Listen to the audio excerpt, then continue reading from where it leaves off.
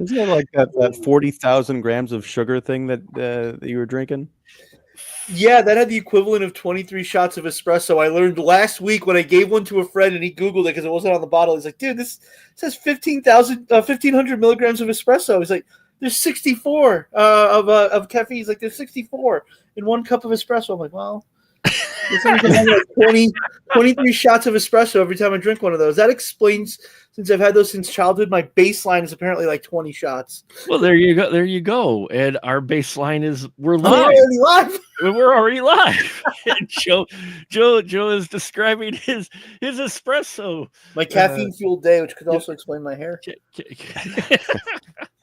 That's how you get your hair like that. You don't actually. He wakes up actually calm down, and the minute he has espresso throughout the day, it goes like that. So I'm on my 5th double espresso today. So well, there you go. But I am in envy of your hair because my hair is leaving my body as quickly, at least on the top. I think it's leaving here, and as Robin Williams would say, it leaves here and goes elsewhere.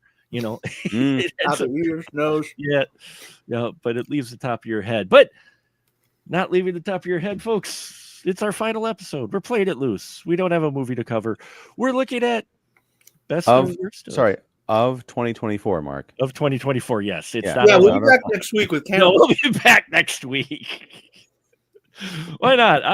I think in the 5 years that even in the 5 years Ian has become a regular, and then this past year, Joe, you becoming a regular. I think I've not posted maybe 4 days total or 5 days. I have not posted an episode in 5 years, like 1 day a year.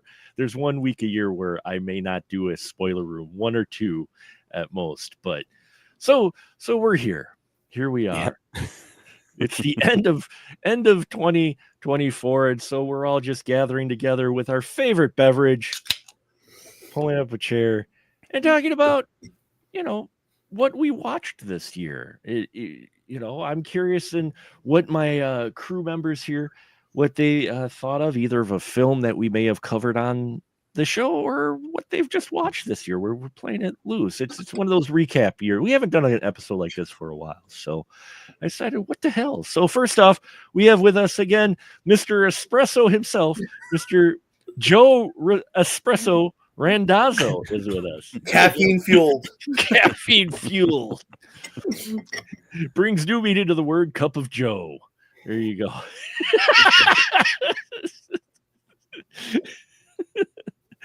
And with us as well, my right-hand man, he keeps coming back for more. Like I said, we're marking, it's going to be 5 years coming up since you became a regular on the Spoiler Room. It is Mr. Ian Simmons. Hello, Ian. Hello. Excited to hang out and close out the year in style.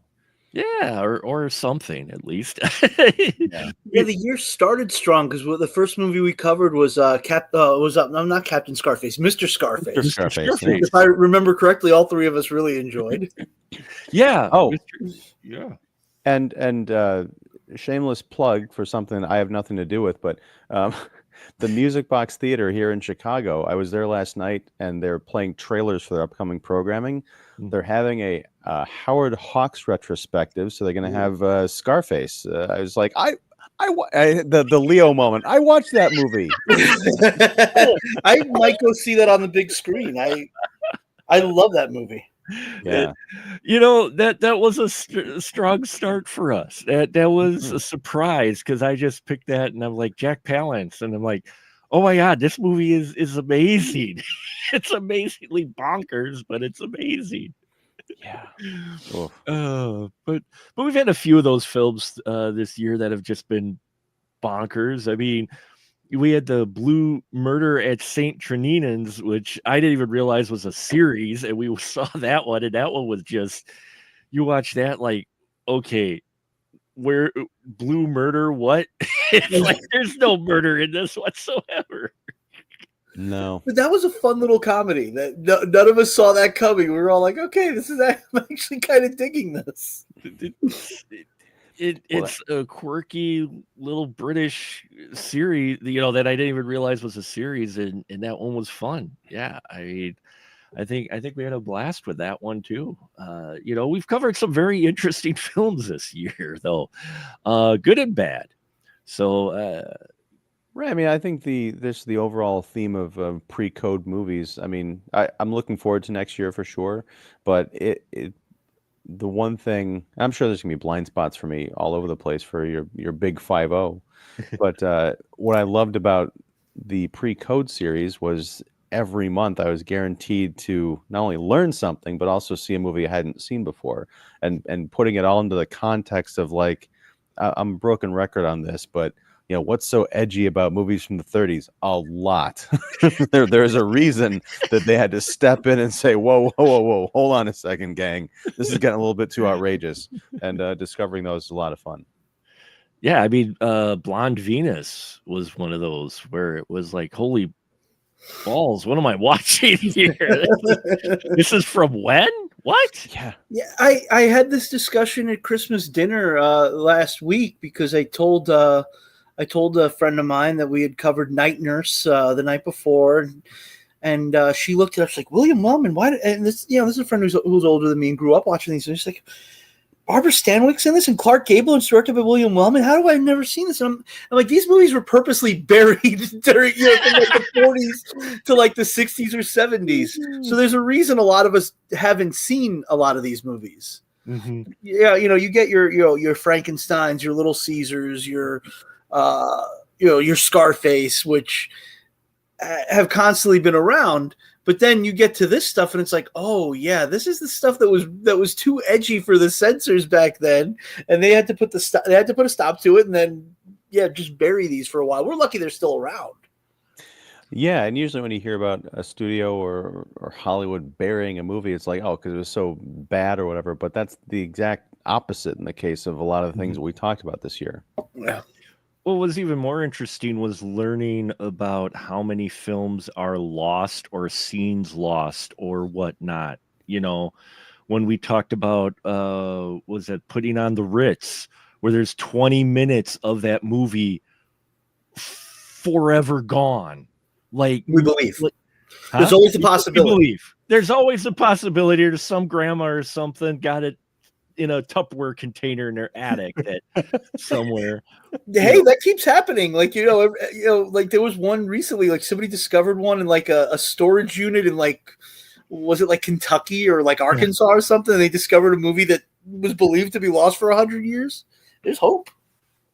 Well, I mean, a good friend of mine, he's in the machine restoration business and parts and such, like pinballs and amusement machines and such like that.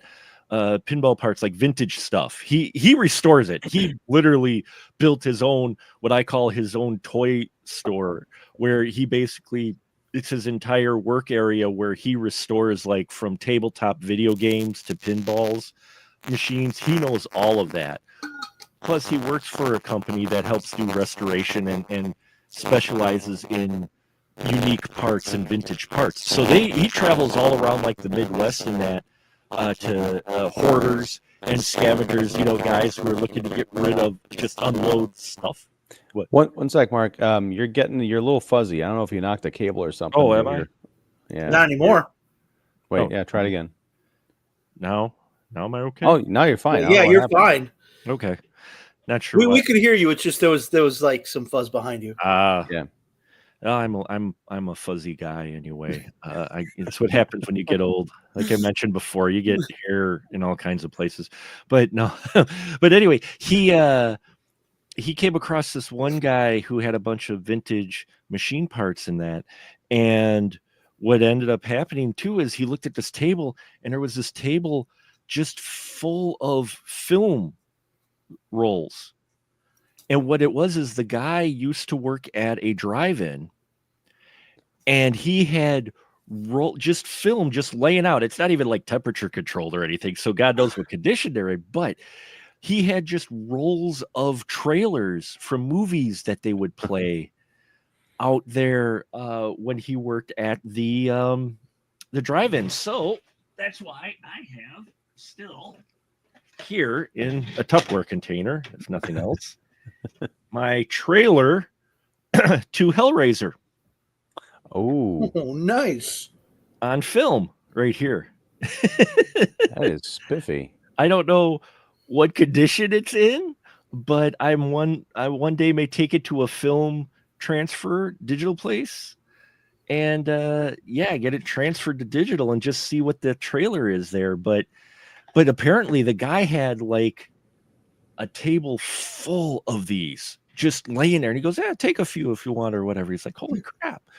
But so yeah, there probably are still like random places where old theaters that are shut down that still have their inventory or stuff that they didn't ship back, possibly. So Well, you know. it's believed a lot of the lost movies are in New Zealand, Australia, and a lot of those countries because they were the last ones to get the prints from the studios. Oh, And they were like, it costs so much to ship. And back then in the 20s and 30s, they didn't think there would ever be any remarket value. Like, just hold on to them. We don't need them. Sure. So that's why there are people who are searching vaults in like New Zealand and Australia trying to find like Cleopatra, London After Midnight, Charlie Chan Carries On, and like all these movies that we believe to be lost. And sometimes it turns up that like there were movies that were like cut by exhibitors in movie houses in like the 60s and 70s. They're like, oh, I don't want my audience seeing this. Cut, that's gone. And then they just find a strip of a film that nobody knows existed anymore. Mm-hmm. I have a DVD of the movie Lady Frankenstein, which isn't like a massive classic. But there's an option on it to watch it with scenes that were found off a VHS recording, because like there seems to be no film existing of this, but they were used for TV prints, and they had a little TV logo at the bottom, and I'm like, oh my god, that's all they found was somebody's VHS tape of this. That's all that exists of that, of those clips of those movies. So it's fascinating. I wish it wasn't. I wish we just had them available, but. I don't know what the plot would be, Joe, but now the only thing I want to see ever is a movie or a TV series that's a cross between Crocodile Dundee and Indiana Jones, and it's about a guy in like Australia, New Zealand, like spelunking the archives, trying to find and restore old films. Like maybe the Nazis are after him or something because he's trying to find the one film that they can't allow to, it's I don't know, but something like that. There could be face melting as long as it's not near the film strips. Yeah, we could melt faces. That's fine. Oh no! How about this? This would be a cool one. Copyright the spoiler room, folks. How about this? It's a story of a long lost film that everybody in the internet have been looking for decades, and they've been slowly finding pieces of it, and they finally think they found all the pieces that were missing to this one movie that had a lost film, and people start putting it together. But as the guys piecing it together, strange paranormal or evil things start happening to where the film was cut up and lost for a reason. And when they're no one knows that it's actually a cursed film, and the reason it was cut up and lost was because they didn't want the complete film together, because if it came together it could like end the world or something.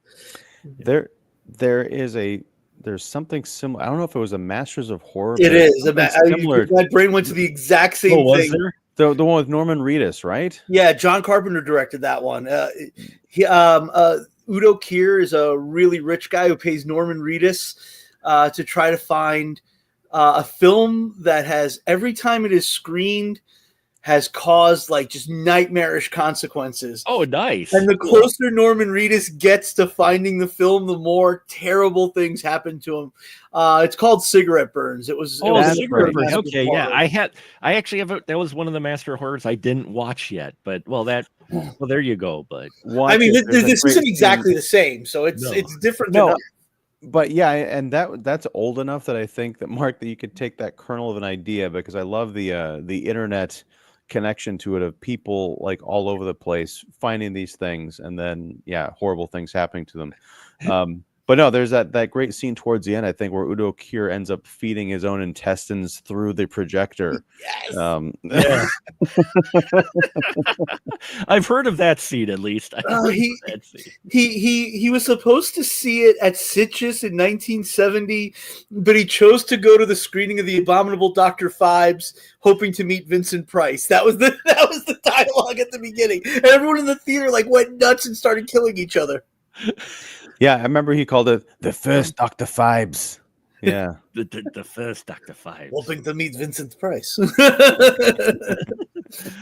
But I mean, that's, if anything, looking at all these older pre-code films and stuff earlier, and now with, you know, film being celebrated so much, being 100 years plus, you know, we've got Nosferatu out there now, which is now 100 years old. You know, a lot more people are coming into focus with that, and it's just learning more and more of just how much stuff was lost. It's kind of sad. It really is. Yeah, the statistic that I've seen out there is something like 90% of films made before 1930 are lost, and it's something like 50% of movies made before 1950 are lost. Wow. Mm-hmm. And a lot of them are from two fires: Fox in 1937 and MGM in 65 or 67. Wow. Yeah, and that's you know, that's just sad, because for the 1930s ones that we looked at, the pre-code stuff, it was different times, and you get a different perspective of just what kind of normal life was considered back then too. Yeah. You know, you miss that window of, because the only other way you get it is through, you know, history books, and we all know history books aren't exactly the most accurate at retelling or showing, whereas a film, if you can find a film of someone shooting something, like they're shooting a city street, you suddenly look at it and go, wow, what is that? Or in the background, or what's that store, or what? I mean, that's always one thing I've appreciated about old movies. I could walk outside today and see what life is like in 2024, but I have to put on if I put on a movie that was shot in 1934, and I'm not talking like monster movies. I'm talking something that is, you know, more like what we've watched now, where we were watching crime movies and things like that are realistic. You get a sense, like you said, of what life was like back then, and even the historical stuff that was done back then. You watch a movie about you. If you watch Spielberg's movie about Abraham Lincoln from a couple of years ago, okay, it's great. You watch D.W. Griffith's Lincoln, and you look and you start doing math, and you're like, okay, it's 1930. Wait a second. There could be people working on this production who are actually alive in the time of Lincoln. And it completely like changes the dynamic for you. Because there's somebody there who could say, no, this wasn't accurate. Nowadays, who would know? Yeah. And there is that aspect of it that I just find fascinating, because film does capture real life moments, you know, and puts them out there. I mean, in the last 3 years, I bought the Three Stooges box set that has like all the shorts. So over the last 3 years, I watched all 190 shorts or whatever. I finally finished the other day, but I realized even in something like the Three Stooges, you learn something, because they are, you know, for lack of a better term, they're the common everyman of the 1930s in a way, because they're the ones who are out there looking for jobs, looking for this, and you hear them say things and you see them do things, and you're like, wait, is that what life was like in 1930s? And I'm like, when I like you'd see Curly get knocked over into a bathtub or something. Like, wait, Beth, it's not Saturday night yet. Wait, did people only bathe on Saturday nights back then? Like you start wondering those things. Like there was one Three Stooges short where the landlord gets mad at them because they're cooking in their apartment.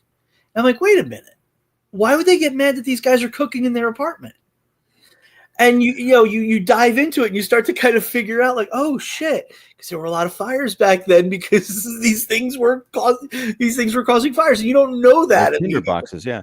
I mean, and as far as the showering thing, that could be a matter of, like, I don't know if it was water rationing, or, you know, soap was probably expensive. You know, the things that you don't really think about. I mean, I watched last night. I watched a movie, Jacques Demy's Umbrellas of Cherbourg, which was filmed in '64, and it's a French musical. And kind of to your point, Joe, just like the story is one thing, but just watching the life in this kind of like small French town is completely alien to anything that's going on today, even here in America, or even probably actually in France.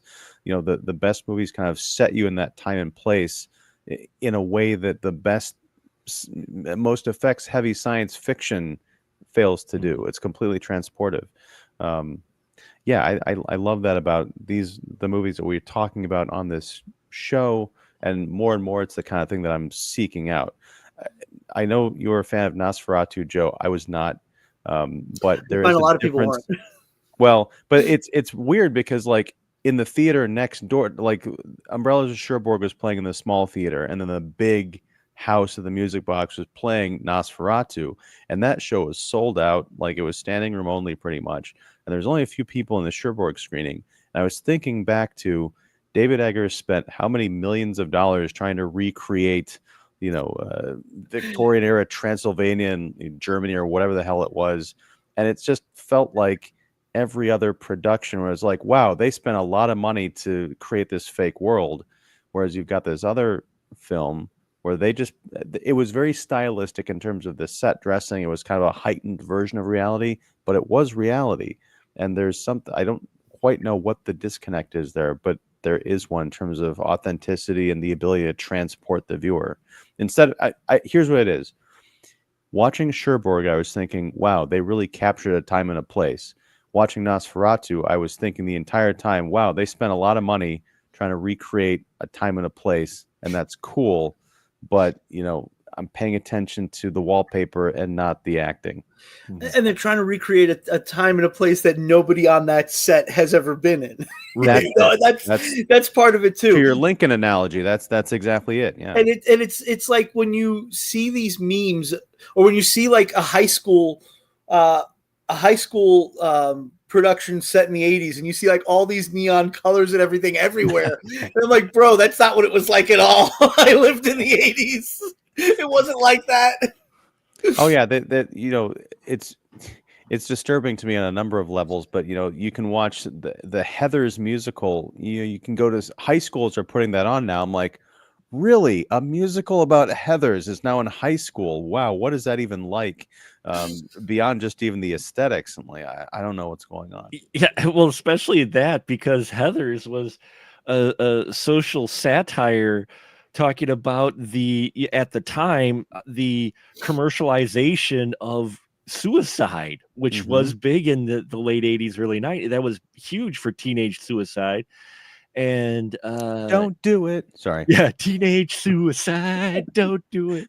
Teenage suicide. She blew it. Yeah. I love Heather. I don't think people. I might have to revise my list because I don't think we've talked about Heathers on the show. We might have at one point, but Heathers is one of those that, yeah, it's like one of those movies where you're looking at it going, if you grew up during that time, you get exactly what they were actually going for. Later on, people might look at it, oh, look at this kind of goofball. It's like, not really. This is some dark shit in this film. A very dark movie. It is so dark. I'm like, but it gave us Christian Slater, who was trying to be, almost a Jack Nicholson. So, he sounds. Bite your tongue, Mark. Bite your tongue. He was responsible for my teenage years. Thank you very much. Yes, I know. I get it. No, I'm not slamming him. I like Christian Slater. I imitated him a lot, especially when I was younger. He's the reason why I fell in love with Dusters, is because of the jackets he wore in Heathers. Okay. So he either consciously or subconsciously, I don't know. Both. Both. Or both. Well, we talk about, even not even 30s, but even 50s, when we watched Touch of Evil, looking at how they handled border town, how it was being portrayed, and you're just like, wait, it was that easy, really? And it had to have some truth to it, with the way their portrayal of it. I'm like, okay. Or when we watched Night Nurse, and how kind of casual many of the blue collar folk were to, oh, he's a bootlegger. Oh yeah, he's a bootleg. Yeah, he just runs. Yeah, it's like Well, I mean, it's kind of how we look at people now. When you know you hear somebody does something illegal that doesn't really affect you, and you just kind of go, "It's not really any of my business. I don't care." yeah. I'm keeping my nose clean. Whatever. Just do that over there and not Yeah. over here. Just keep it away from me, and we're fine. You mentioned Night Nurse, and then I immediately thought of The Good Nurse. Yeah. I wonder, are we appreciative of these movies because we have that bias of time? Like, oh, this is really a cool snapshot of what life must have been like to some degree, 100 years ago.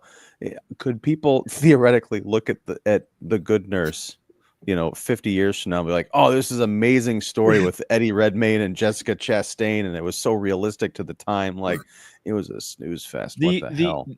The tough part with that is today's day and age of social media and such, that you know these windows of the 100-year movies or 90-year-old movies or whatnot, that's all we have.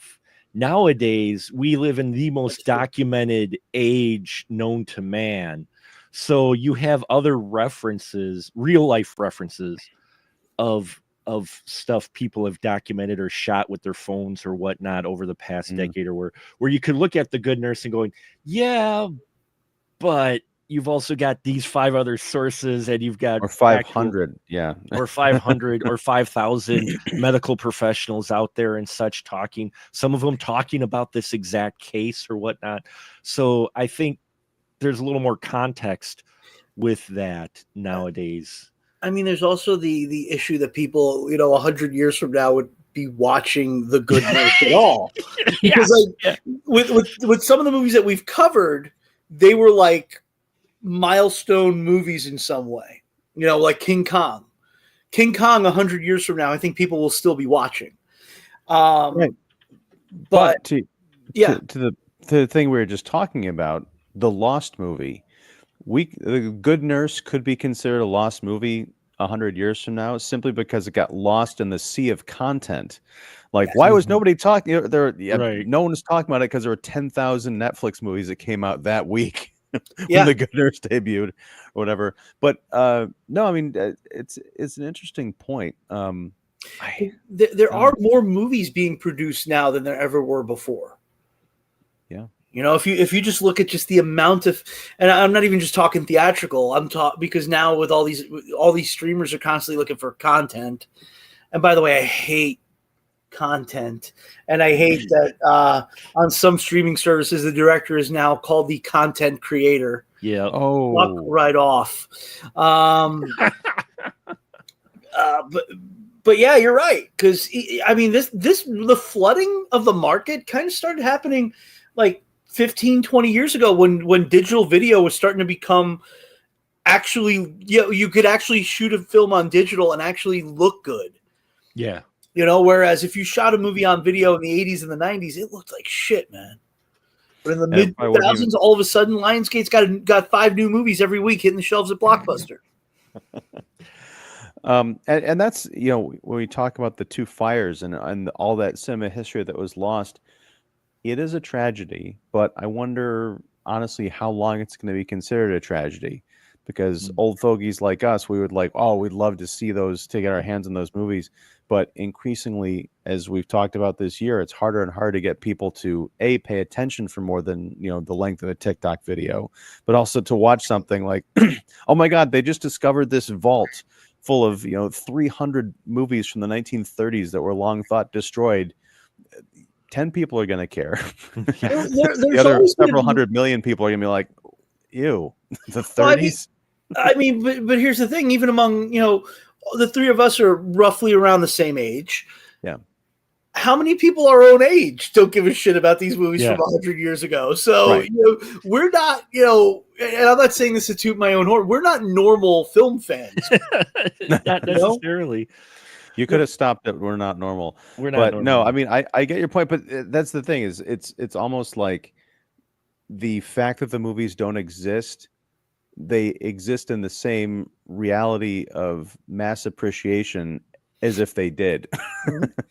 Well, I mean, London After Midnight's probably the most famous lost movie, and I remember 30 years ago, when people who were of age to go see it in the 20s were still alive, and they were, and I remember hearing a couple times people like Forrest J. Ackerman's age that were like, I saw it. Trust me, it's nothing that special, is what they'd say. And I'm like, well, okay, I get that, and I get you didn't like it. I want to definitely take a look at it myself. But there have been movies that have come out that were lost previously, and then like some people were like, man, maybe it was better it was lost. But I don't agree with that line of thinking. But I do remember specifically hearing about London After Midnight. Some of the older people in the 90s were like, it really wasn't that great.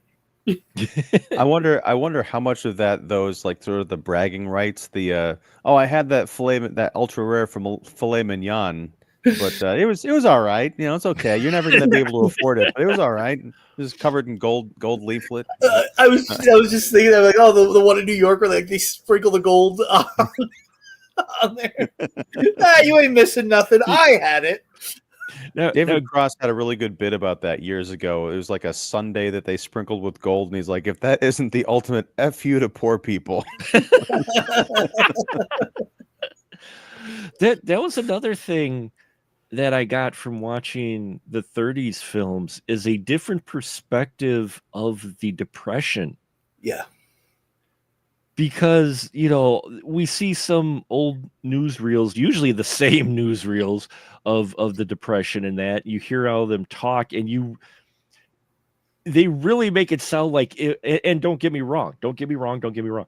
Depression, bad era, don't get me wrong, but they made it sound like there were people constantly like lining up like cordwood on the streets because they couldn't find a home or whatnot. They couldn't live. And watching the films from the 30s, you watch it and go, people adapted. No, it wasn't ideal living conditions by any means, but you could see how people, they either references or talk or whatnot.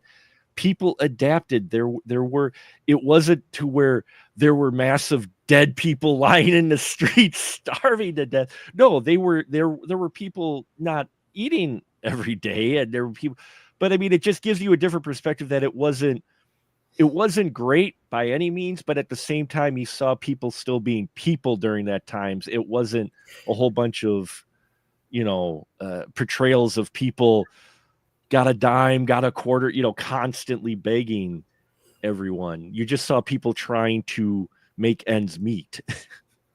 Yeah. And you saw them doing what they had to do. Mm-hmm.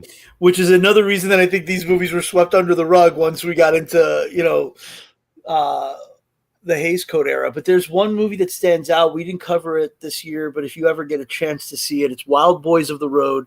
It's by William Wellman, same director as Safe in Hell and Night Nurse. And it's about a couple of kids during the Depression era, early 1930s, realizing that their parents would really be able to stretch their dollars more if they weren't there, writing a letter and running away from home to try to find work so that their parents could enjoy their existence on the meager money that they made while they were out there trying to work and find their way. And you don't think of that aspect anymore either, because like the idea of that doesn't exist in our world right now. Not for everybody, at least. It wasn't a mass thing, but it was so commonplace to think about that in this movie that, there was just a movie about it. And they grouped up with a lot of other kids who ran away from home because, like, my parents can't afford me. They can't afford to live life with me. And they're all like gathering in the railways and, the trouble that they're getting into. So, and that opened my eyes because, like, shit, is that really how it was back then? That sounds like a proto Outsiders or something like that. Yeah, in a way. Yeah. I'm sure. Yeah, I'm sure Coppola's live. No, I mean, well, that's an interesting question because as much as I appreciate the authenticity of being able to see the styles and the kind of the daily hustle and bustle, I do wonder how much creative license was taken with the depiction of life back then. Oh yeah, Because I'm sure, Yeah. definitely. That's because that scenario, Joe, you said, I can imagine that being something that happened more often than not. But also, how much of it is just, oh, wouldn't it be a cool story if? But Right. we watching 100 years later, like, oh my God, they really did that back then. Whereas Well, back then, they're like, no one does this. It's Yeah. it's a flight of fancy. I'm not saying that's the case. well, if you I'm just also saying that's look at a lot of films from that era, a lot of them had the theme of returning home, going home, coming home, even as far as The Wizard of Oz in 39. So I think there was something to, because I mean, back then the idea was I'm going to travel to where the work is because there's no work here. Right. Mhm. So I think it probably was a little more commonplace than we probably know. It's probably just one of those things that like it's kind of dark and we didn't want to think about it. Yeah. Yeah, and I'm not saying that what was Oh, shown you're in- buzzing Mark, again, Mark. yeah. It's happening right. You might be okay now. and I'm No. just saying- Am I No, you're really busy fuzzy still? again. Oh, God damn. God damn it. This is our back way into the silent film era. This is our coming back soon way to into the us. silent film era. Yeah. I Oh, don't there know. you go. You're good again. I'm good again now. Okay. Yes. All right. Let me do something here real quick. Okay. But But I mean, even Chaplin, the hero of that era, his most famous character was the tramp. Constantly, bindle over his shoulder, trying to do what he can. I this is probably a meme somewhere. If it's not, it needs to be. A comely young lass with a tattoo on her lower back of Charlie Chaplin. It'd be a tramp stamp. Yeah. wow. We got to see if someone's willing to do that. We get him to get a tramp stamp tattoo of Charlie Chaplin's face, and we put the spoiler room over it. Of the yeah, okay. If I do that, I may need to look for another place to live. So that's okay. Wait, you're saying you'd do that? Well, no, I would. Oh, okay. No, but So you don't have to put up any money. It's free publicity. Well, the tattoo's probably not free. I was gonna say the tattoo's probably not going to be free, but Depends if you want to trade some of that Wisconsin blue, for it. there you go. Couple Yeah, cases of those. my brandy old fashioned in a can. Absolutely. Sounds like my first year at college. Sorry, what? Sorry. You're not supposed to drink it in the can, man. No, just anyway. I was thinking of brandy. Oh, Anyway, what? in the can. Okay, there's way. Now too we're getting much- into Andrew Dice Clay territory. So let's shift. topic. Little boy Blue. He needed He the needed money. That joke made me laugh for days when I was 12 years old.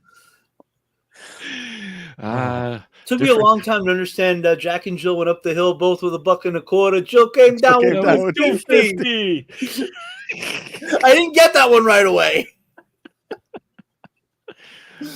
Oh man, I remember watching his first TV. It was his first cable TV appearance. I have it on VHS. I have it. It was the Rodney Dangerfield comedy special. My dad taped a bunch of comedy specials off of HBO when it was in the golden era of stand-up comedy.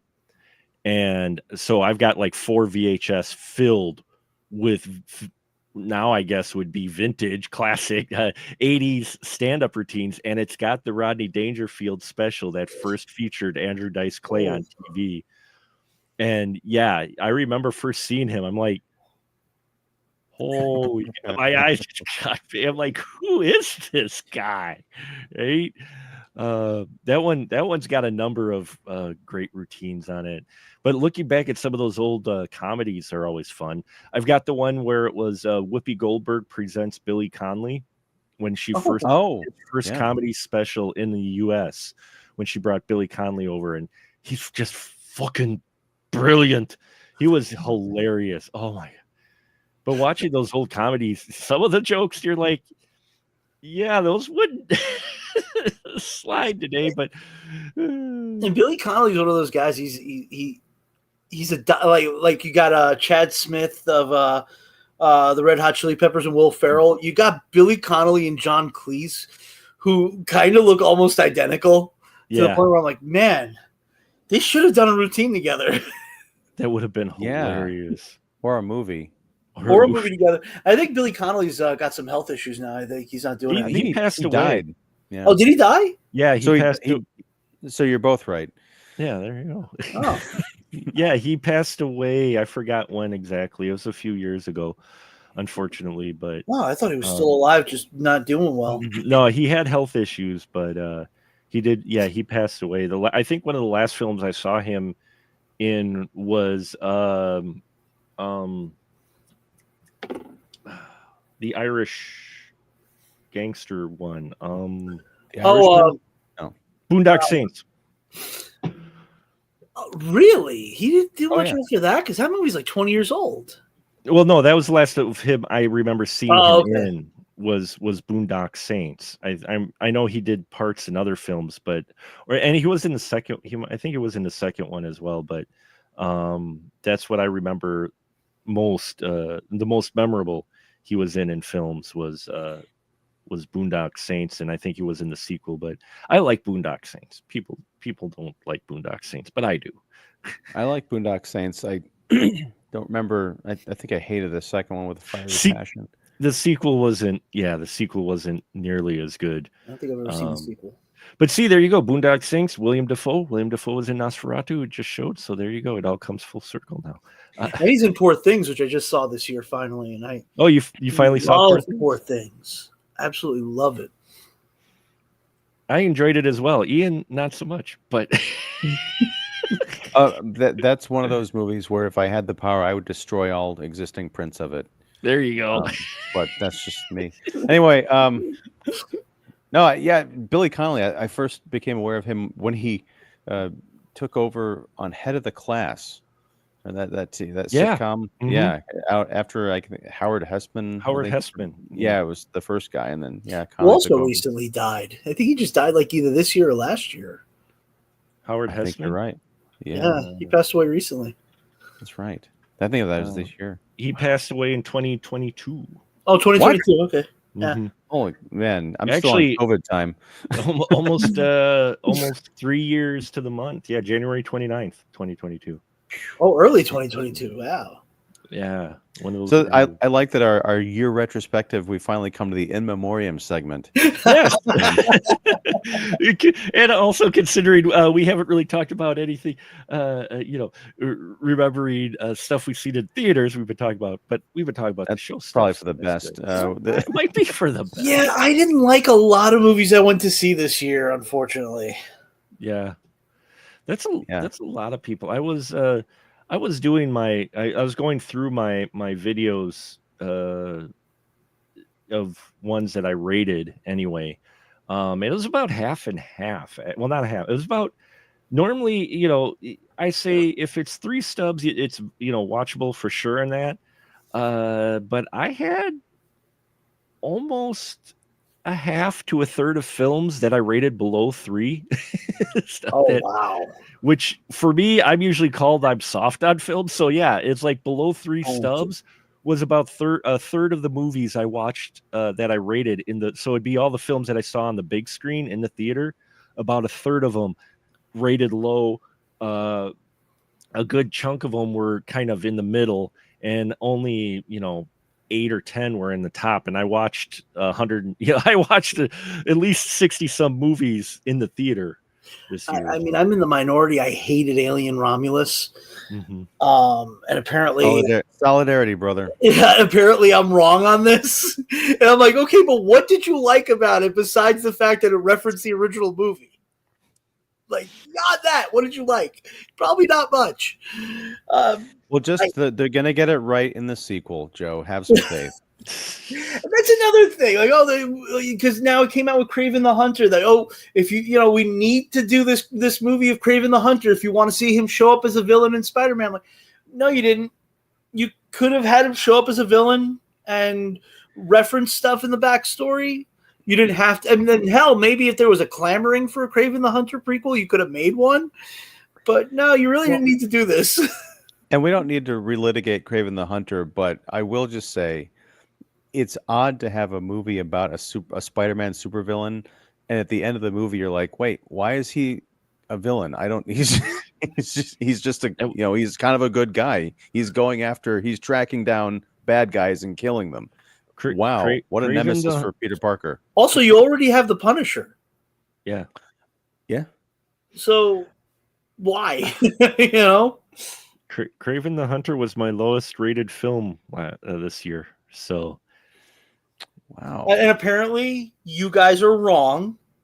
The movie's actually very good. You guys just wanted to see it fail, according to the executives at Sony.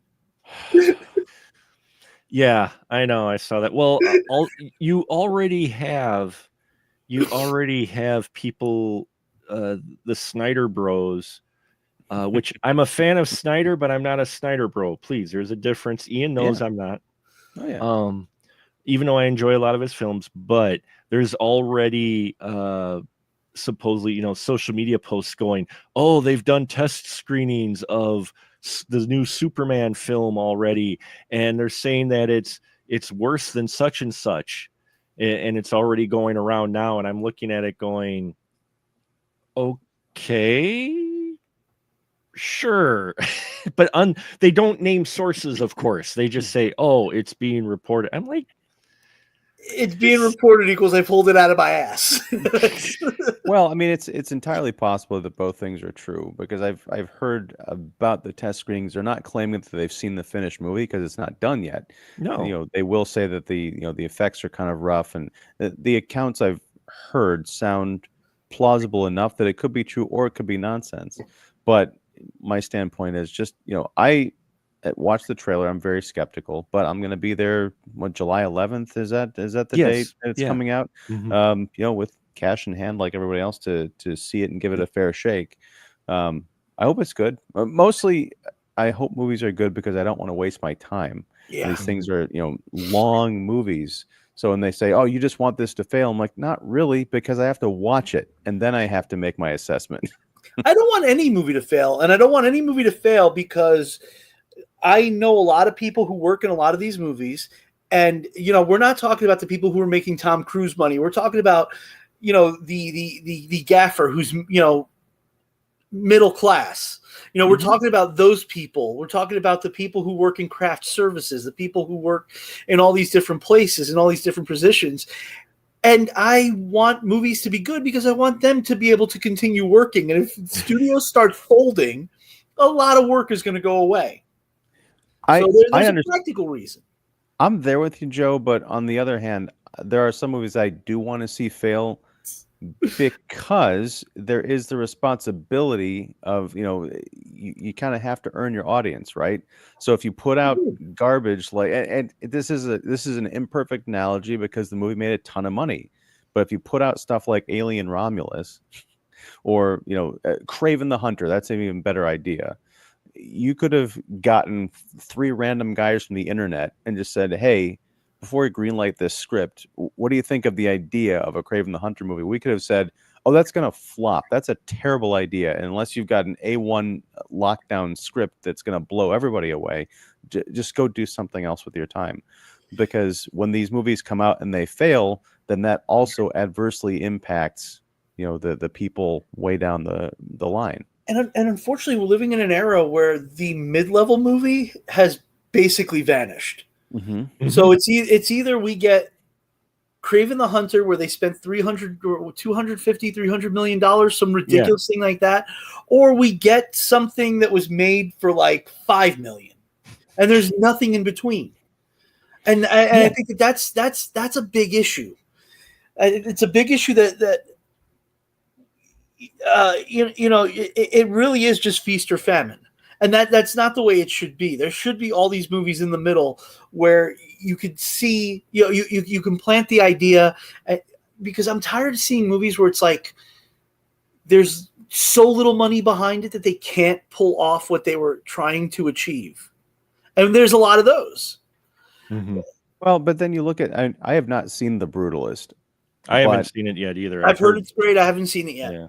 I saw the trailer for it last night, and it's a $10 million movie directed by Brady Corbett. And you watch that trailer, and it's a complete mystery how they made that movie for $10 million, because it looks like a legit period piece.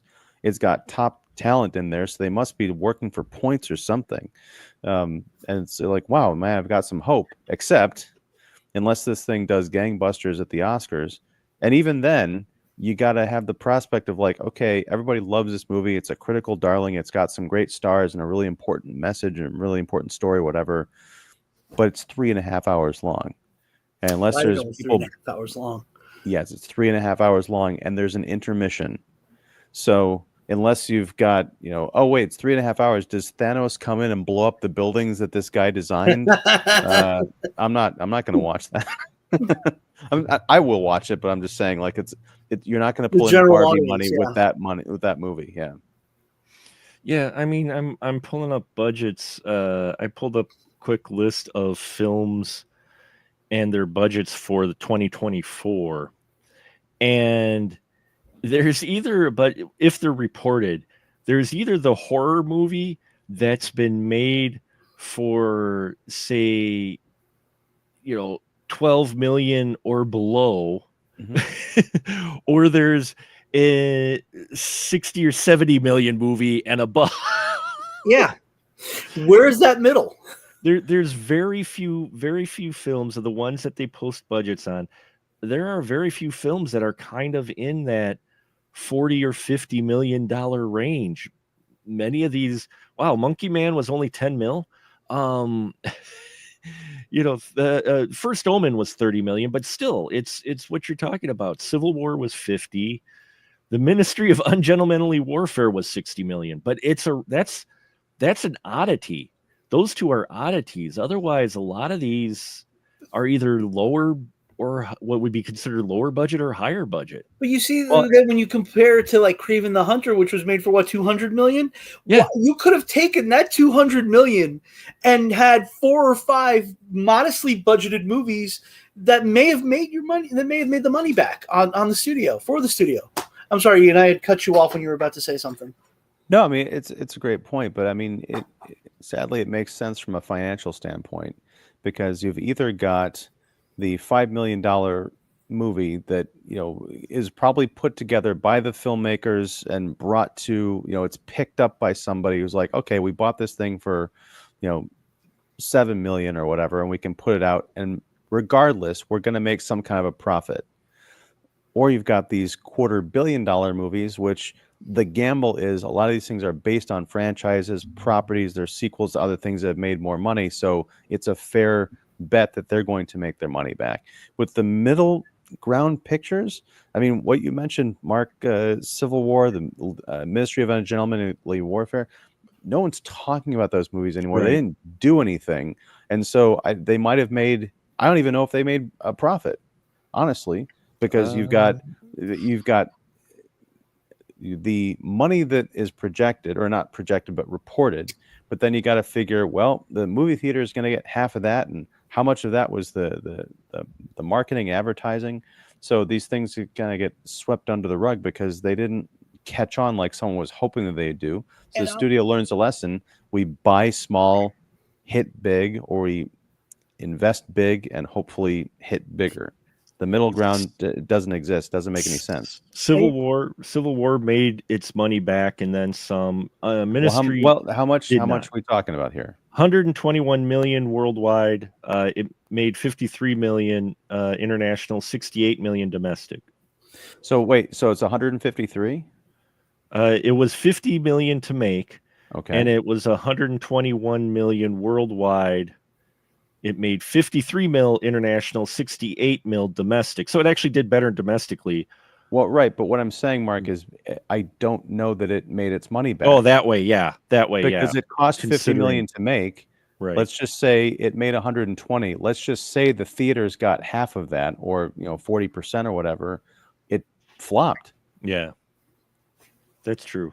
Well, and not only that, but of that $68 million and of that $121 million, 25 million of that was opening weekend. So Civil War was one of those movies that everybody was talking about up until it came out. Yeah. I think everybody on both sides of the political aisle wanted their side vindicated, and Garland didn't do that for either one. So then all of a sudden it was like, okay.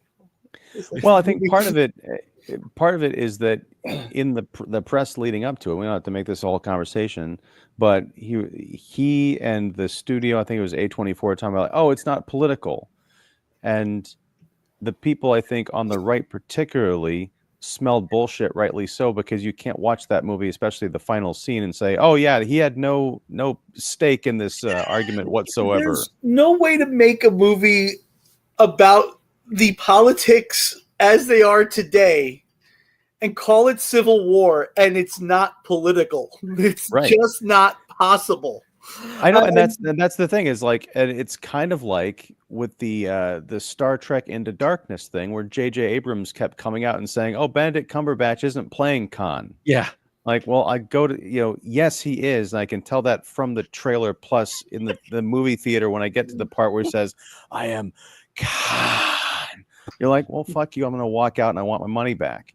It's the same thing with Civil War. Instead of this playing these games of like, oh, it's not political, say yes, it's political, and you're probably not going to like it. I challenge you to go see it and make up your own mind. Well, the other movie you mentioned was the Ministry of Ungentlemanly Warfare, which I really like. I did too. But Ian's right. I forgot about it until you just mentioned it. See, I enjoyed it quite a bit, but at the same time, it didn't get a whole lot of press. It was like the studio was just like, okay, we're gonna put this out here. It's like dumb fun war movie, but it's forgotten about already. The year's not even over yet. Yeah, I can't like 8 months ago or something like that. Yeah, it was like April or May. Yeah. It was something like that, and I enjoyed it quite a bit. I had a lot of fun with Ministry. I liked it too while I was watching it, but yeah, I forgot all about it up until 5 minutes ago. Well, but I mean, and we've had this discussion before, but I've also talked to other people about it. I'm like, it's in the last, what I would say 8 years now, we've had the horror renaissance, basically the resurgence of horror. And why do we have the resurgence of horror? Because you can make a horror film, even a higher end one, for $10 to $20 million, and it'll make all of that back and then some within the first 3 days of its release, usually, because horror people go out to see horror. I think Sean showed me the other day that there's that Terrifier 3 is the most profitable movie of the year when you consider the budget of how much it was made versus how much it pulled in, because it pulled in something like 100 some, didn't it? Like what was it pulled in like 50 times its budget, or because it was only times its budget?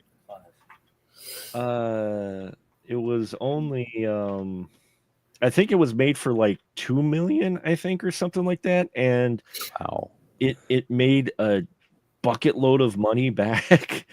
I mean, even Tarot was a bad horror movie. Okay, I did not enjoy. I forgot about that one too. I did not enjoy Tarot at all, and yet it was an $8 million film that made worldwide $48 million. It made $18 million domestic, and it was $8 million to make. So of course they're going to keep cranking out the horror films. That's been the story of the horror film for a century now. But I mean, it's just we have more of them because you have more $100 million movies, so they got to make up those coffers a lot quicker. So now they're cranking out more horror movies. They're buying more of these indie horror films to distribute because they're like, shit, if we make 3 times, 4 times our money back, that money then goes into the $100 million. Yeah. Mark, you're this cynical. Is what A24 is kind of doing now, because they said they're going to start kind of moving into doing more mainstream stuff now that they have all this money in their coffers. Well, I just don't appreciate the cynicism, Mark, because they're doing Megan 2.0 next year for the art of it and not for any kind of bottom line reasons. Yeah, sure.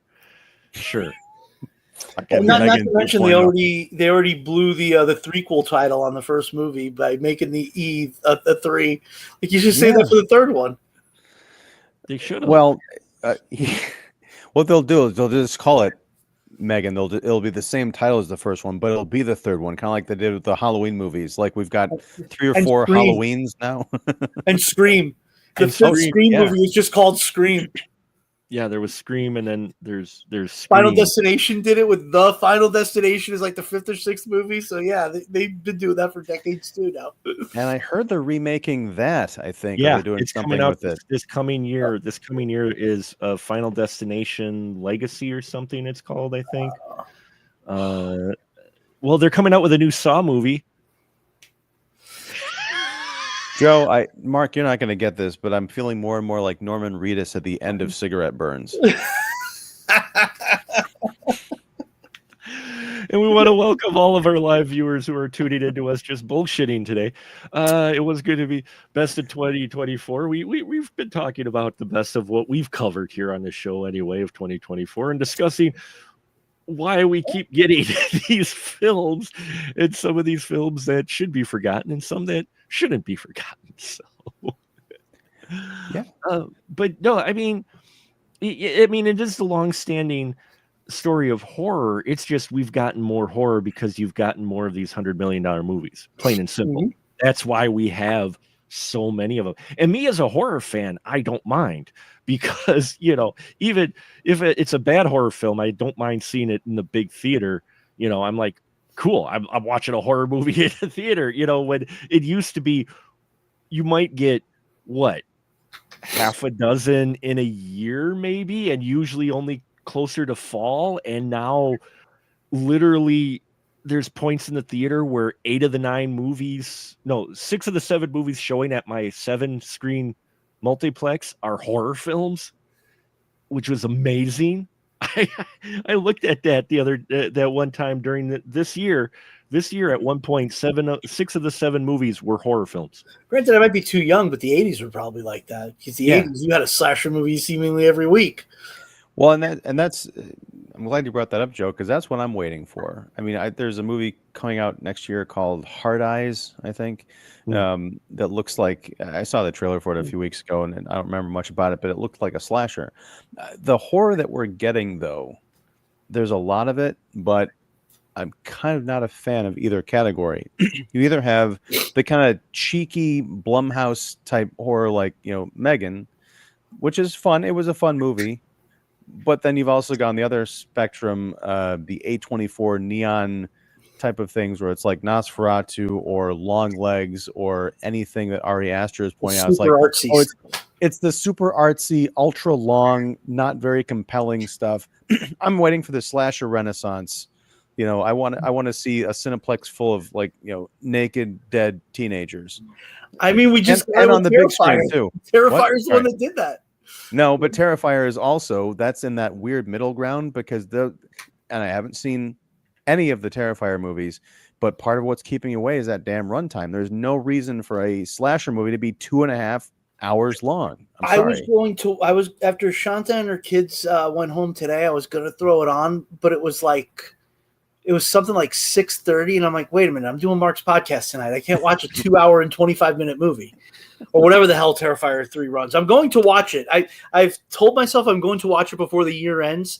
So either tonight or tomorrow, I'm going to watch Terrifier 3. Happy New Year. Yeah, I mean, you that's the one thing that is got me, and actually it got me with being inundated with these FYC screeners. Is like I'm looking at some of these and I click on some of them for review. There's a few of them that I haven't seen that I want to see. And I look at it and I go, it's 2 hours and 15 minutes. Oh, that's 2 hours and 20 minutes. Holy balls. I don't right now have that time to commit for just one, much less 2 or 3. It's like, and then you got to cover it too. Yeah. And you've got to cover it. It's like, that's a long, the run times, and it's I've mentioned it before. It's the pain of the digital age. It's also the reason why you've got them shooting film and footage a week and a half before release. Yeah. I mean, there's literally been films in the past where they were filming like pickups a week and a half before it was supposed to be released so that they could just insert it digitally. And then they just push the digital file out to the theaters premiere night so they don't have to worry about print and, getting the prints mailed out to people and such.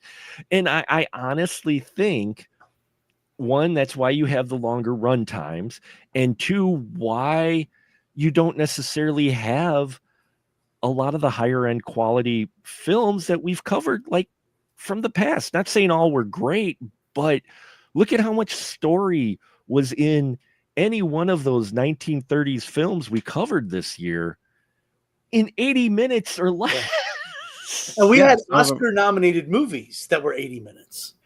Mm-hmm. And some of them were like, you're talking like an hour 12 in and out, but in the best possible way, they feel like it was, 2 hours long, because in the first 15 minutes, you got more characterization and forward momentum than you get in the first hour of any of those Avatar movies. And I think Marcus brought it up. I think part of the reason is they had to shoot on film, and film is expensive. Mhm. So we didn't have the luxury of, just padding this thing for 2.5 hours. And I think, and this is one thing that came out earlier this week, is I think that we're seeing longer movies because we're getting casual viewing more now, which is just the idea that you don't have to completely pay attention to a movie anymore. And Netflix is apparently telling their screenwriters, have your characters say what they're doing so that people who aren't watching can still follow along. Well, why the fuck are you watching a movie? I was wondering how you were going to feel about that, Joe, being a screenwriter yourself. Yeah. I don't know. I don't know exactly how to react to that. I mean, the plus side is it's Netflix. So, I can easily ignore their content, but I just wonder how much of that is going to pervade, studios that are putting out theatrical movies with the idea that eventually they're going to go on to streaming, want people to pay attention. Or if it's a matter of, for me, it'd be great if they just insert randomly someone yelling from the screen, "Hey, get off your fucking phone." And then they just go back to the scene. I'm just trying to think of how that is. Like I posted in our chat the other day, you got, you don't think you could really win, McLean. And he goes, "Yippee-ki-yay, motherfucker," as I go through the door smiling. It's like, really? I'm going to walk out that door smiling, yelling, "Yippee-ki-yay, motherfucker." That's how that would come out now. This broken glass is hurting my feet. I'm going to give you the count of 3. 1, 2, 3. You're just going to have to kill me. Okay, as I pull the trigger and I shoot and his brains splatter against. We're doomed. It just, it's. And don't get me wrong. I mean, I understand with advancement in technology, but at the same time, I think the classic movies, even the ones we're going to be covering coming up this year from 1975, and I've got a lot of them, not so much as old as what we looked at this past year, but I can tweak it. But I've got a lot of stuff from like the 50s, 60s, 70s as well, as well as a few more modern ones. There's going to be a few more familiar titles this coming year just because of the way I worked it. But I think it's just time. I mean, because even look at distribution.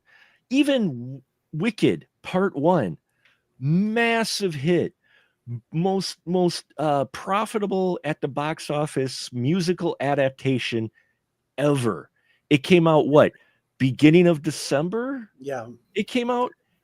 I think it was Thanksgiving week. It was Thanksgiving weekend. It was. I think it was the week before Thanksgiving, because I know where you're going with this, Mark. And what's weird is that it was the talk of award season. Like, oh, this is gonna finally we have something to root for the Oscars. The week after Wicked comes out, Moana 2 comes out and makes even more money, and completely, Wicked is like swept under the rug. But even now, people aren't talking about Moana 2. It's like these things are cannibalizing their own releases. Even though they're doing gangbusters, no one cares. And that was the thing with Nosferatu also, is that people were talking Oscars for that before it came out. Like, oh, this could be the year a horror movie wins Best Picture. And then I went to see it, and while I did enjoy it, the Substance, I think, is better. I think Anora is better. I think Conclave is better. So It's yeah, I think a lot of that again, it goes back to marketing. I mean, if you start the buzz like, oh, this is what people are going to be talking about, and wouldn't it be cool if there was a gothic horror vampire movie that was up for Best Picture? So you kind of got to go see what it's all about. But I yeah, think it'll get I don't place nominated. any stock in that.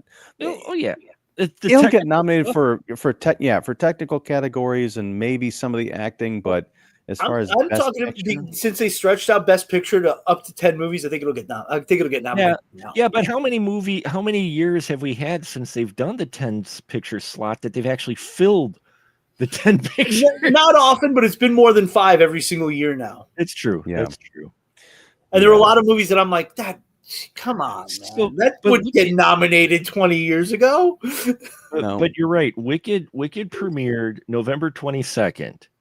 It's coming out on VOD digital tomorrow. Oh, that's where you were going with that. That's already That is where I was. It is going out to digital tomorrow. And this is a gangbusters literal modern blockbuster, like still making money. It's still in the theaters film, and it's going to streaming tomorrow. Yeah. Right. And that's, I was talking about how it's not really in the conversation, the consciousness. I mean, yeah, there's me people renting it or buying it tomorrow. But again, flash forward a year from now, are there going to be people? It's kind of like we're getting the new Avatar, the third Avatar movie this time next year. We'll be talking about it. Are people banging down the door for that? Are they going to really care about Wicked Part 2? They will in the couple of weeks leading up to it because they're going to have the press tour and the hype and all that stuff. But when it comes out, do we even have cultural conversation movies anymore? And the answer is not really for anything more than a week. I think the last one was, when Barbie and Oppenheimer came out. And that was mostly due to genius, marketing. Again, Barbenheimer. Yeah. Yeah, a lot of the films that we'll be looking at next year, most of them will be from not all 50s, but 70s, 80s, and 90s, actually. I picked a few more modern ones next year. So sorry, Ian, but... Hey. I've got blind spots from every decade. But Same here, we all do. But, I was just thinking back, and yes, this is old man yelling at clouds. Fine, whatever. But you had, and that's what made me chuckle. People are complaining about the distance in sequels for some of these films that they've got. Like Batman 2 just got pushed out. Okay. Yeah. It got pushed out another year. It's going to be 5 years between the first one and the second one, which is a little long. But I'm thinking back to, in the 80s when they were still trying to figure sequels out, there was a 2 to 3 year gap between when you saw the first one and when you saw the second one, if there was going to be a second one. And that's the other thing, too, is some of these movies that we talked about in the past, nobody looked at them and going, oh, we've got an instant IP. No. Now it's every movie is like, how can we make this an IP? How can we make this more than one movie? Yeah. And I think that's affecting writing. It's affecting releases. It's affecting their whole approach to films, is looking at it going, oh, we got to do just well enough to make another one. Yeah. They want everything to be an IP, which, And 100 years ago, they weren't thinking of IP. They were like, I need to tell my story. I only have this many feet of film, so you better get this take right, because damn it, we need. I don't want to go ask Mr. Lemley for 400 more feet of film. I know we're going long. We'll wrap it up soon here, but just to give perspective. Now, this is according to IMDb, so not all the movies are there, but it'll just give you a rough estimate. I looked up the amount of films released in 1933. 2030. The amount of films released in 2024, 18,508. Well, I mean, but that gets back to, I mean, what is a movie? I mean, like, are we talking about I want to see what those metrics are, because we certainly haven't had that many theatrical releases. No, but I No. mean movies in general. But where I was going with that numbers is also you have so much out there now. We were talking about will people be talking about even Nosferatu or Wicked Part 1, or even Oppenheimer? Will they really be talking about that in 10, 15 years? Because it's going to be buried under so much other content, other films out there. Whereas part of the reason these films, even in the 80s, that became iconic, or when we're going to talk about the 1975 films, namely the first quote unquote huge blockbuster, Jaws, you look at those films, and when they came out, not nearly as many films were being cranked out at that time into the theaters, even with the multiplexes. And so you were able to focus your attention more to one film. I mean, part of the reason some of these films made so much money is because that was about all that was at the theater. Well, and that's the only place you could see them, in terms of, they had movies on television and stuff, but it was kind of a different beast. I mean, you couldn't watch Jaws in your pocket 6 weeks after it came out. No. In the theater. And just real quick on the Batman 2 thing. Yeah. That got pushed back to 2027. There's a chance that's never going to happen. Oh yeah, probably. And part of that is, I just looked up Robert Pattinson's age. He's gonna be 41 when that movie comes out. Yeah. Like, we go from Batman year 1 to Batman 41. He's gonna be as old as Affleck was when he donned the bat suit. Which kind of happened with the Nolan trilogy too, because he went from The Dark Knight to the Dark Knight Rises. Like a decade had passed in between. He's a cripple now. But back to 100 years from now, we're going to be talking about a lot of these movies. So I just looked up. How many movies have been nominated for Best Picture at the Academy Awards?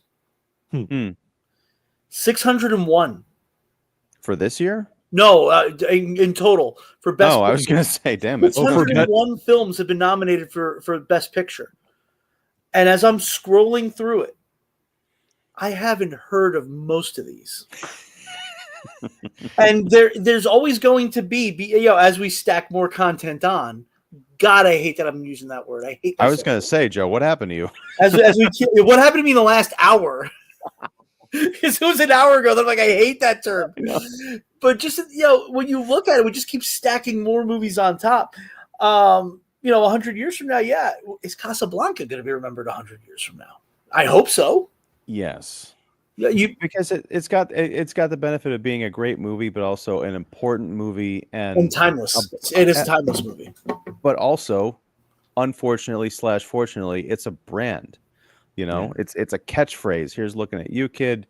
I mean, that's the thing about I think the only reason Barbie or Oppenheimer are going to be remembered 100 years from now is because of the Barbenheimer phenomenon. Mm-hmm. You're going to ask someone like, "Oh, do you know these movies came out this crazy opening weekend? They had a catchphrase and become really huge. Oh, what were they about? I don't know. I never saw it, but I remember Barbenheimer." I remember reading about it in a history book. Right. It actually goes back to what I was thinking about this year, and it kind of crosses my mind almost every year. Look at Christmas songs.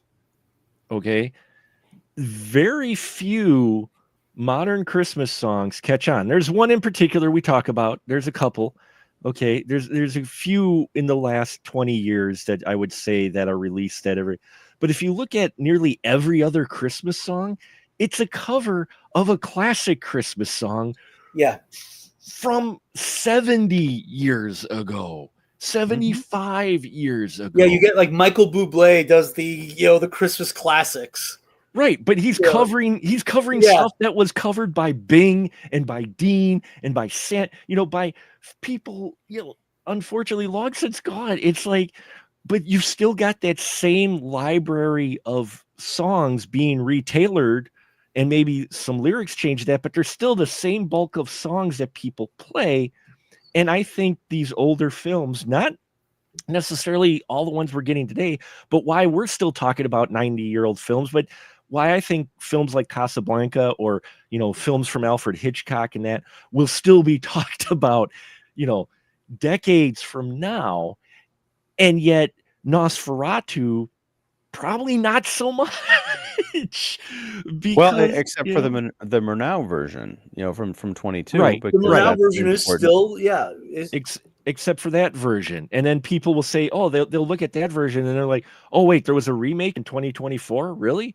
And then I know a lot of probably people a think there remake. was huh? There'll be a dozen remakes of it in the intervening years, and it's going to. I know a lot of people that didn't know there was a 1979 remake. So that movie, while we know it, a lot of people don't. It's like when we talked about after everything now is this. Hey, thanks for tuning in. They put Pet Shop Boys. It doesn't often snow at Christmas. There you go. Actually, don't listen to the lyrics to the Live Aid song. Do they know it's Christmas now? Because if you listen to that, you're like, wow, there's a whole bunch of clueless people trying to do good for Christmas, but don't know exactly what they're singing. Hey, I love that song. I'm think sure the heart is in the right place. No, the heart's in the right place. Lyrics, maybe that's what. But but my wife ran into that.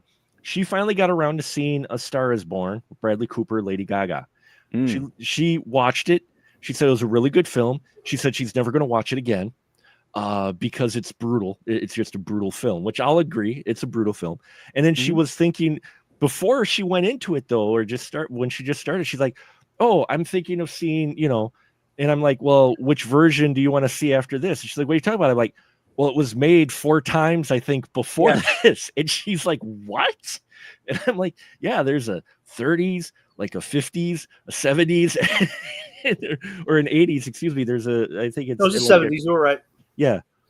And she's like, you're kidding me. And then after she got done with this one, she's like, she looked at the synopsis on Wikipedia of the other one. She's like, I ain't watching those. Hey, Mark, this time next year, you should do a special episode on Christmas song remakes, and you should call it Baby It's Old Outside. I will. I've been holding that in for 15 minutes. Thank you. I was going to say, you've been holding that one in for 15 minutes. So, but we'll wrap it up here. But, as far as like anything that new that was in theaters, it will go around real quick. If you've got a favorite or one that stuck out for you this year that you really enjoyed this year, we'll go around quick. For me, it's a toss-up. I'm gonna say though, Wild Robot for me. I really enjoyed Wild Robot. Out of like a lot of the films I've seen this year, as far as one of my favorite pictures overall, like an actual like best picture type deal category, Wild Robot is up there for me. And I didn't think I'd be saying that when I first saw the trailer, but after I watched it, I think Wild Robot's going to be the one, as far as overall actual solid film for me. It's that, and some people will say Dune 2 Part 2 and that's fine. But for me, that one struck me. I still, out of all the films I watched at the theater, I still remember that movie. So for me, that's what it is. Ian, what about you? Here's where I turn to my credit card, as you like to say, Mark. One of the standout movies for me this year was Twisters, a movie I had no interest in seeing because I'm like, the first one was a lot of fun, but why? But damn it, Glenn Powell has that star power, and Daisy Edgar Jones, I think they had genuine chemistry. And it was also a movie about likable characters who were trying to do good in a big summer blockbuster. It was a throwback to the 90s. Yeah. And it was exciting and fun. And the climax was in a damn movie theater that got ripped to shreds by a tornado. And on top of that, we took my youngest to see it, who had just turned 7, and he's been having screaming nightmares for months. On top of that, whenever there's a cloud in the sky, he starts crying and asking if there's going to be a tornado. So for that reason, Twisters is way up there for me. It's traumatized my child, so that's my best picture of the year, right? So many sleepless nights, Mark. I love you, man. That's a wonderful twisted reason for enjoying it. What about you, Joe? One that you saw in the theater that stood out for you? Well, it's funny because the ones I like the best I actually didn't see in theaters because that it would probably be Conclave and The Substance. Oh, okay. But I saw both of those on streaming. Well, I just meant wide release films. So those wide release films from this year. Conclave was a surprise for me. I went in a little bit blind with it, but I'm like, okay, I'm pulled into this. I was surprised by I thought when I saw the trailer, I'm like, that looks like it's going to be good, but I didn't realize how good it was until I finally saw it.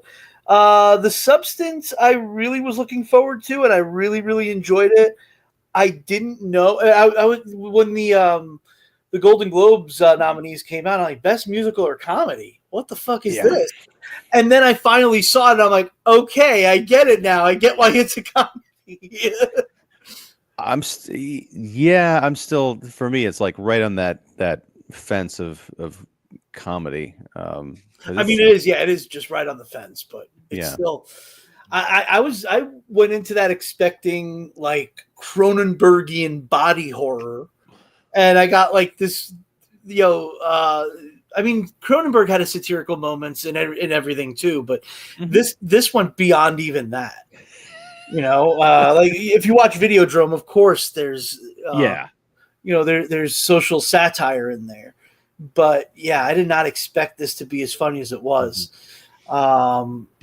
But I what I liked about Conclave is that it was a classic type of whodunit story, but it was set in a very unusual, non-traditional setting, and that appealed to me quite a bit because I'm like, oh, we're doing this type of story. Okay, how's this gonna go? Because I thought it was gonna be more just drama of picking the Pope, but nay, there's a lot of moving parts in this, and there's far more moving parts than what this ended up being. And I came out of it and I really enjoyed Conclave more. That was one of the surprise films because when I first saw the trailer and heard, I'm like, okay, all right, yeah, you know what, I'll go in because I like the actors. I love this cast.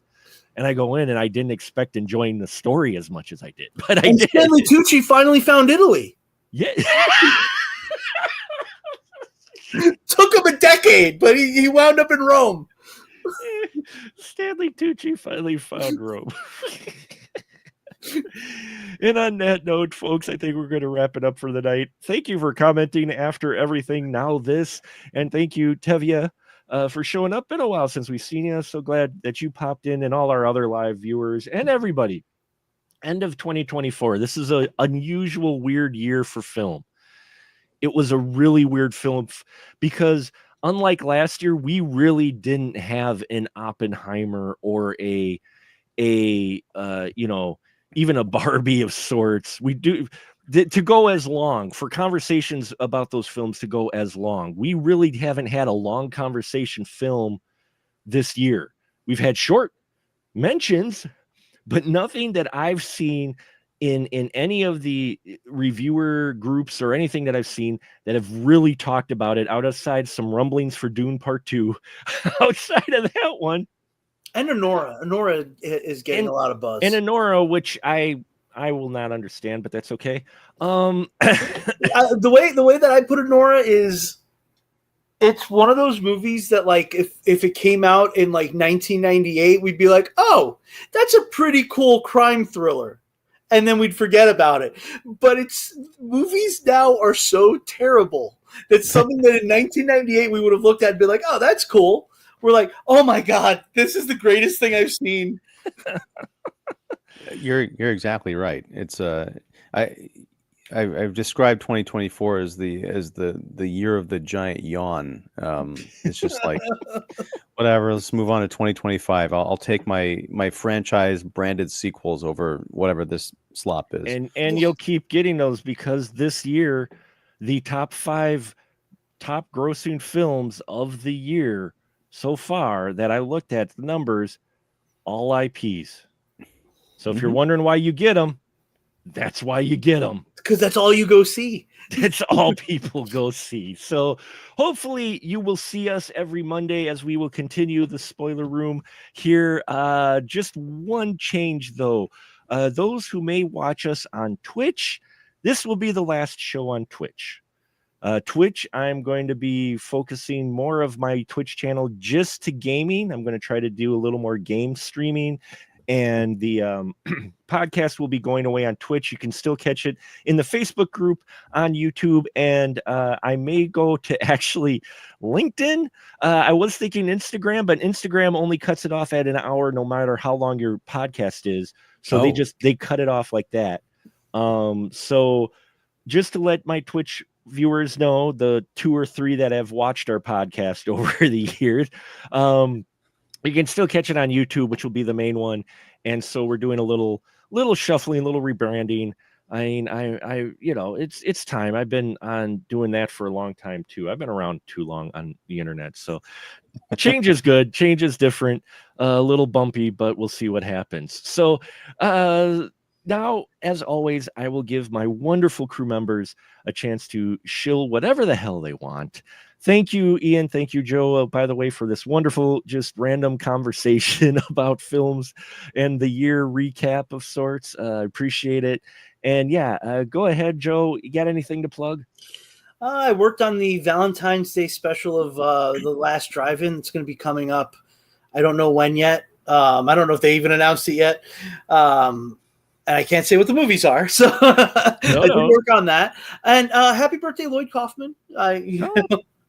He's, I pointed out to somebody, I commented on, I think Jessa Flux's thing about Lloyd and how how supportive he is. That I was like, well, if I never met Lloyd Kaufman, then I never meet Justin Martell, then I don't have the job I have now. Sure. So even beyond that, he's a great guy, wonderful friend. And we'll be covering a Troma movie next week. Yes, we will. Cannibal the Musical, as we start our year of Over the Hill. Yeah, that's what I'll plug. I'll plug that I'll be here next week for Cannibal the Musical. Fantastic. Ian, I know you got stuff to plug, sure, sir. The floor is yours. I'm Ian Simmons. I run Kicking the Seat, which you can find at kickseat.com and also right here on YouTube. I actually, one of my New Year's resolutions is to get onto Twitch. So our first live stream on January 8th, which is going to be a 30th anniversary retrospective of Seven. Can't believe that's turning 30 years old. You'll be able to see it on Twitch if I do it right. I don't know. So we're swapping, Mark. We're swapping. We're swapping. But so I do like interviews and written reviews and all that kind of fun stuff. So check me out there, and also catch me here for the next 52 weeks as we celebrate all things 1975, and more importantly, Mark, who is marking half a century of walking around the planet, watching movies and talking about them come July. So it's gonna be awesome. It's gonna be interesting, that's for sure. We've got some interesting choices, more modern films this coming year. So those of you maybe searching around for that, you can stick around. Some more familiar names, but definitely interesting ones. Yes, January is horrifically musical. If you didn't catch it last week, a couple weeks ago, where we are going to be covering horror musicals, and next week will be our first one, Cannibal the Musical, where you get a different version of Let's Build a Snowman, which I can't wait to talk about. So it should be a entertaining conversation. We'll also be doing for our first Over the Hill special, the Rocky Horror Picture Show. Yes, next year, our special monthly episode will be a film that's turning 50, like I am, in July. So you voted on it. Many of you out there, thank you for your votes. I took the top 12 choices, and those will be the films each month that we'll be covering as part of our Over the Hill special. So head out to specialmarkproductions.com for all your Movie Man needs. Lots of links and stuff there as well. Thank you so much to every single one of you. I hope you have a safe and fun new year. And yeah, we will see you next year. Happy